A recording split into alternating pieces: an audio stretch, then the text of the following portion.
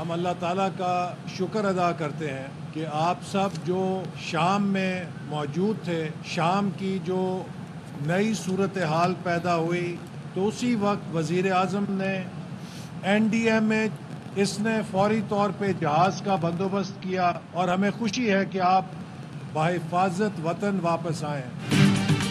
शाम में फंसे पाकिस्तानी ज़ायरीन का दूसरा काफिला वतन वापस पहुंच गया। 318 ज़ायरीन बैरूत से चार्टर्ड तैयारे के जरिए इस्लामाबाद पहुंचे। विफाकी वजीर मनसूबाबंदी एहसन इकबाल ने एयरपोर्ट पर ज़ायरीन का इस्तकबाल किया। मीडिया से गुफ्तगू में कहा, वज़ीर आज़म शहबाज शरीफ ने लबनानी वज़ीर आज़म से राब्ता किया। पाकिस्तानियों की बाहिफाजत वतन वापसी पर लबनानी वज़ीर आज़म के शुक्रगुजार हैं। इससे पहले शाम में फंसे पाकिस्तानियों के पहले काफिले में 81 अफराद बरास्ता बैरूत और दुबई इस्लामाबाद पहुंचे थे।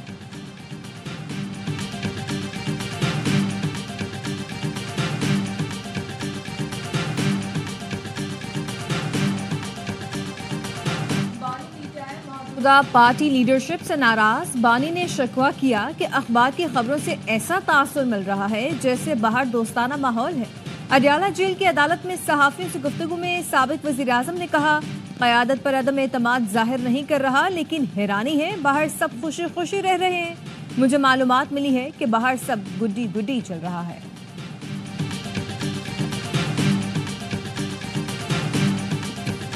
हुकूमत अगर मुज़ाकरात नहीं करती तो फिर सिविल नाफरमानी का भी आगाज हो जाएगा और उसका आगाज ओवरसीज पाकिस्तानियों से होगा। मुतालबात ना माने गए, पाकिस्तानियों को कॉल दे चुके हैं कि आप अपनी रेमिटेंसेस डॉलर्स पाकिस्तान ना भेजें।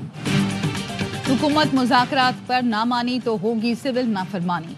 PTI ने खबरदार कर दिया। शौकत यूसुफजई ने कहा, हुकूमत ने मुज़ाकरात ना किए तो हफ्ते से सिविल नाफरमानी का आगाज हो जाएगा। शुरुआत समंदर पार पाकिस्तानियों से होगी। कारकुन इंचार्ज हैं, बानी ने कॉल दी तो फिर इस्लामाबाद आ जाएंगे। हुकूमती वुज़रा मुज़ाकरात के हवाले से गैर संजीदा बयान दे रहे हैं। बानी PTI की बहन कहती हैं, मुतालबे ना माने तो पाकिस्तानियों को कॉल दे चुके, बैरून मुल्क से डॉलर भेजना बंद कर देंगे। बानी PTI ने कहा है, हमें दीवार से लगा दिया गया, कोई और रास्ता नहीं बचा। बानी ने कहा है, हमें अपने इदारे पर यकीन को खत्म नहीं करना, एतमाद करना है।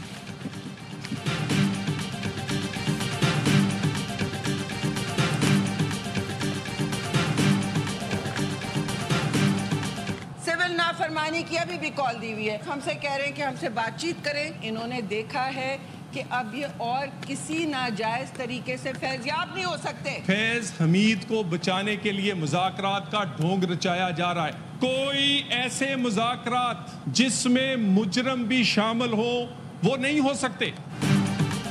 आपने सिविल नाफरमानी की कॉल दी, कैसे बात कर लें। PTI ने रियासत पर हमला किया, इसके सबूत मौजूद हैं। आपने देखा कि कहीं और से फैज़याब नहीं हो सकते तो नजर आ गया कि सियासत का क़िबला पार्लियामान है। शहरी रहमान PTI क़यादत पर बरस पड़ी, कहा कि फर्द वाहिद के लिए लड़ेंगे तो सियासत नहीं कर सकेंगे।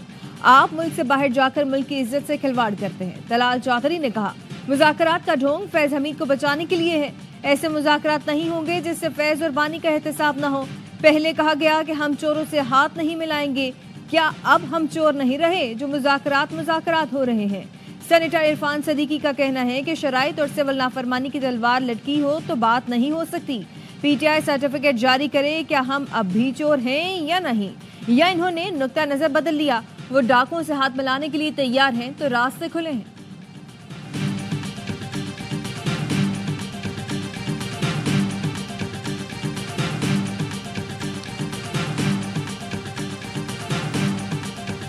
अवेलेबल है। हमने कहा हम लोग सारों के साथ मुज़ाकरात के लिए तैयार है। अगर डायलॉग होंगे पब्लिक के सामने करेंगे, मीडिया होगा और ओपन होगा, कोई खुफिया डायलॉग नहीं होंगी। तो हमेशा ही से कहते थे मुज़ाकरात करो, अगर प्रेशर हुई है तो पॉजिटिव होगी। अभी मुज़ाकरात शुरू नहीं हुए, कवायद और ज़वाबित तय हो रहे हैं। असद कैसर ने बता दिया, कहा बातचीत जब भी होगी सबके सामने होगी, खुफिया मुज़ाकरात नहीं करेंगे। उमर अयूब ने कहा, मुज़ाकरात के लिए तैयार भी हैं और दस्तयाब भी। मुज़ाकरात करने वाला बाइख्तियार होना चाहिए। स्पीकर से कोई बात नहीं हुई, वो मुज़ाकरात कराने में मस्बत किरदार अदा करें तो अच्छी बात है। साबिक सदर आरिफ अलवी ने कहा, हमेशा से मुज़ाकरात का हामी हूँ, ये ढीठ लोग हैं, शायद मुज़ाकरात नतीजा खेज ना हो। अच्छी बात है, फैज़ हमीद पर सियासत में हिस्सा लेने पर मुकदमा चल रहा है।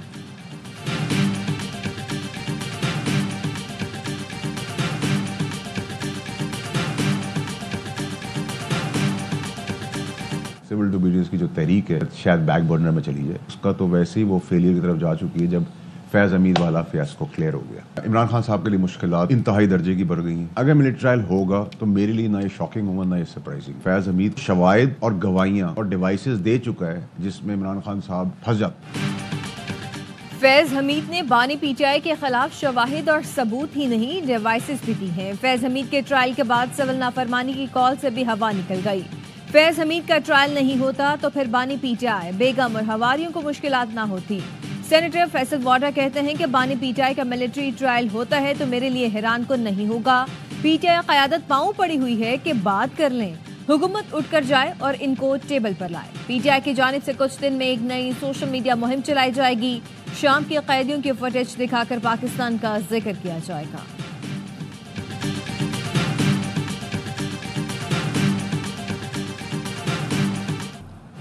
मिलिट्री कोर्ट से मुतालिक इंट्रा कोर्ट अपीलों पर समाअत आज भी जारी रहेगी। गुज़श्ता रोज की समाअत में सुप्रीम कोर्ट के आईनी बेंच ने वफाकी हुकूमत से 9 और 10 मई की FIRs और दीगर तफसीलात तलब कर ली। आईनी बेंच ने मिलिट्री कोर्ट में ट्रायल के रूल्स भी मांग लिए। दौरान समाअत जस्टिस जमाल मंदोखेल ने इस्तफसार किया, जो शख्स आर्म फोर्सेज में नहीं वो इसके डिसिप्लिन के नीचे कैसे आ सकता है? क्या गैर मुतालिका शख्स को डिसिप्लिन के नीचे लाना आर्टिकल 8 की खिलाफ वर्जी नहीं होगी? इस तरह तो कोई उकसाने का सोचे उस पर भी आर्मी एक्ट का तलाक होगा। मुल्क में सबसे बड़ा ओहदा सदर पाकिस्तान का है। ईमान सदर पर हमला हो तो ट्रायल ATC में होता है। जो शख्स आर्मी एक्ट का सब्जेक्ट नहीं उसको बुनियादी हुकूक से कैसे महरूम किया जा सकता है?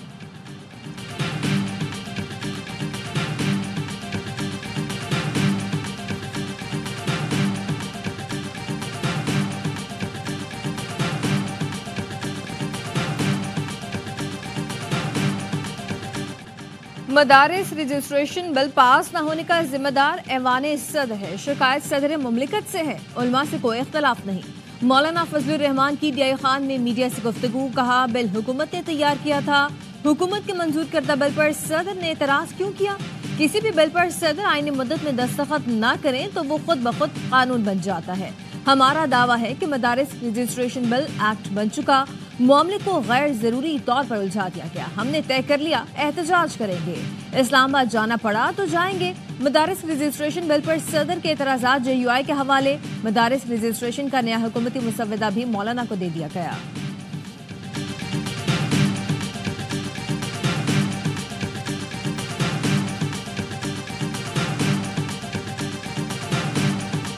वजारत तालीम में जो 18,000 मदरसे रजिस्टर हुए हैं, इस नए कानून के बाद उनकी कोई कानूनी हैसियत नहीं बचेगी। वो दोबारा से अपनी रजिस्ट्रेशन नए कानून के मुताबिक करवाएं।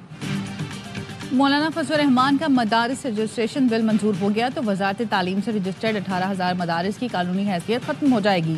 अल्लामा रागिब नईमी कहते हैं, इत्तेहाद तंजीमात मदारिस ने 2019 मुआहदे के मुताबिक वजारत तालीम से रजिस्ट्रेशन की तस्दीक की थी।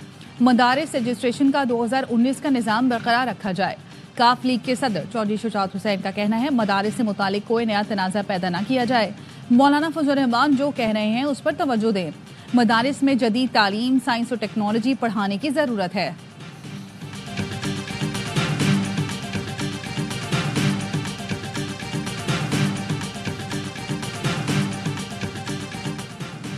हुकूमत ने बिलावल भुट्टो से जुडिशल कमीशन में शमूलियत की दरख्वास्त करती। चेयरमैन पीपल्स पार्टी मुशावरत के बाद जुडिशल कमीशन में शमूलियत का फैसला करेंगे। बिलावल भुट्टो जुडिशल कमीशन में यकसा नुमाइंदगी न मिलने पर नाराज थे, एहतजाजन अपना नाम वापस ले लिया था। जुडिशल कमीशन में 5 अरकान पार्लियामेंट को शामिल किया गया। हुकूमत के 3 और अपोजिशन के 2 अरकान शामिल हैं।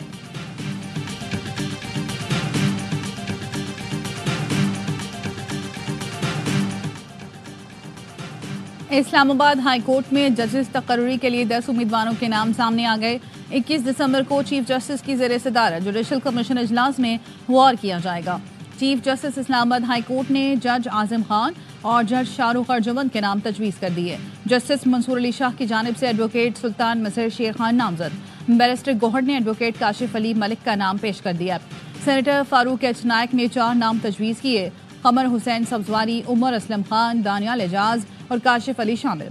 इस्लामाबाद बार कौंसिल की जानिब से एडवोकेट सैयद कमर हुसैन शाह सब्जवारी का नाम सामने आया। रोशन खुर्शीद बरोचा ने एडिशनल सेशंस जज हुमायूं दिलावर को नामजद किया।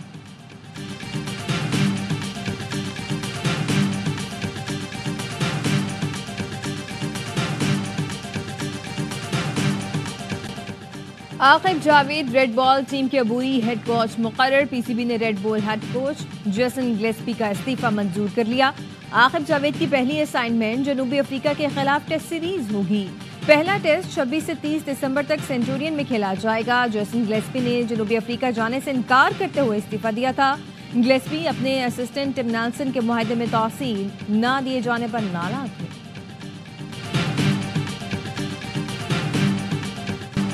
T20 सीरीज में वापसी का चैलेंज। कौमी टीम दूसरे मार्के में जनूबी अफ्रीका से आज सेंचुरियन में टकराएगी। प्रोटियाज के देश में सेंचुरियन पाकिस्तान का फेवरेट ग्राउंड। यहां 4 मैच खेले, 4 रन जीते। इस मैदान पर सबसे बड़े इनफरादी स्कोर का रिकॉर्ड बाबर आजम के पास। 2021 में 122 रन बनाए। बेस्ट बॉलिंग फिगर्स भी पाकिस्तान के। उमर गुल ने 6 रन देकर 5 विकेटें उड़ाई। मेजबान टीम को 3 मैच की सीरीज में 1-0 की बढ़तरी हासिल। तमाम मैच ए स्पोर्ट्स पर बराह रास्त दिखाए जा रहे हैं।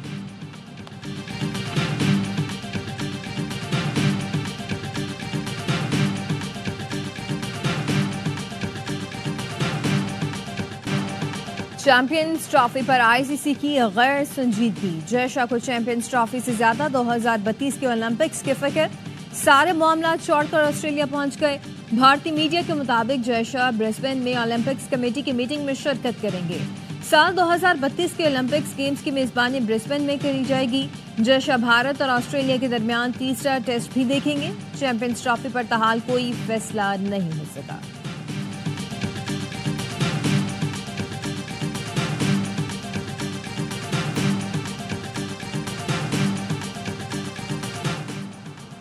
HPL PSL सीजन 10 के लिए गैर मुल्की खिलाड़ियों के रजिस्ट्रेशन का अमल शुरू हो गया।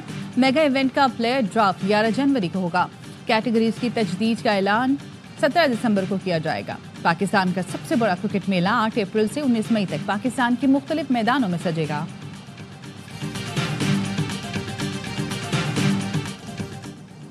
चैंपियंस T20 कप में मार्कोर्स ने मैदान मार लिया। स्टालियंस को 3 रन से हरा दिया। मार्कोर्स ने पहले बैटिंग करके 170 रन बनाए। स्टालियंस जीत के करीब आकर हिम्मत हार कर 167 रन बना सके। नौजवान बैटर मां सदाकत की शानदार बैटिंग 82 रन की इनिंग्स खेली। दूसरे मैच में लायंस ने डॉल्फिन्स को 35 रन से हरा दिया। डॉल्फिन्स की टीम 195 रन के ताक़ुब में आखिरी ओवर में 159 पर ही ढेर हो गई। तमाम मैच ए स्पोर्ट्स पर बराह रास्त दिखाए जा रहे हैं।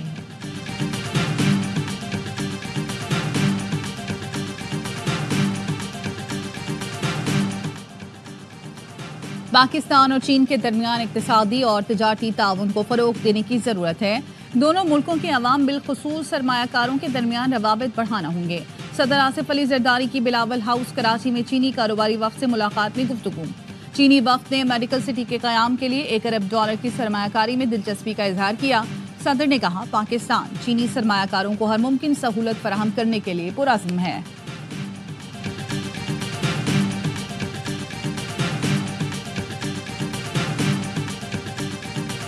Success that China has achieved over all these decades, over all these years, is not only formidable, it is also an inspiration for countries like Pakistan.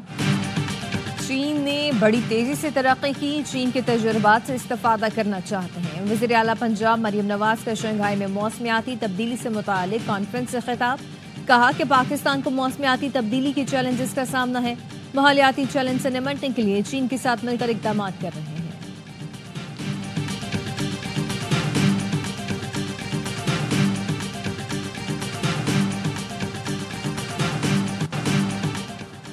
Karachi के इलाके औरंगी पीराबाद में पुलिस मुकाबले पर सवालात उठ गए। तहकीकाती कमेटी ने भांडा फोड़ दिया।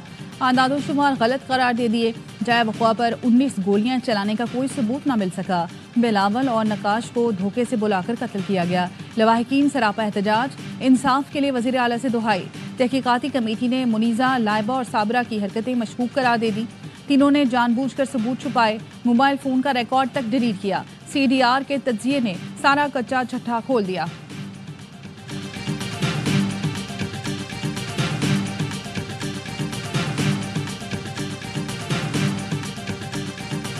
उसकी तबीयत ख़राब हुई है, वो क्लास से उठ के बाहर आया या प्रिंसिपल ऑफिस में गया, उसने बोला है जाके मेरी तबीयत ठीक नहीं है, मुझे कोई मेडिसिन दें। तो उन्होंने कोई टैबलेट दी है बच्चे को खाने के लिए। वो टैबलेट खाते ही उसका स्टमक फट गया है।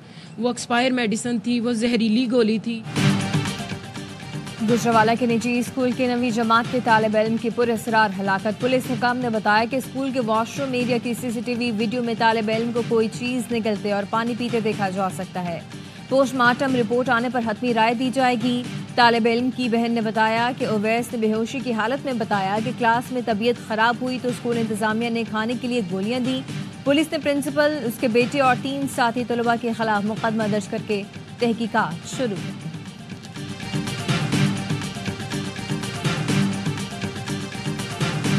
अपना ही पिछला रिकॉर्ड तोड़ के इसको और बड़ा किताबों का मेला किया है। ये हमारे लिए बायसे फ़ख्र है कि हमारे शहर कराची में पाकिस्तान का सबसे बड़ा बुक फेयर होता है। और कराची में 19वीं आलमी कुतुब मेले का दूसरा रोज वजीर आला सिंध ने गुज़श्ता रोज एक्सपो सेंटर में मेले का इफ्तिताह किया। कहा, कराची को नजर लगाने वाले लोग खुद खत्म हो जाएंगे। ये कराची है जहां दुनिया का सबसे बड़ा इंटरनेशनल कल्चरल फेस्टिवल और आलमी उर्दू कॉन्फ्रेंस होती है।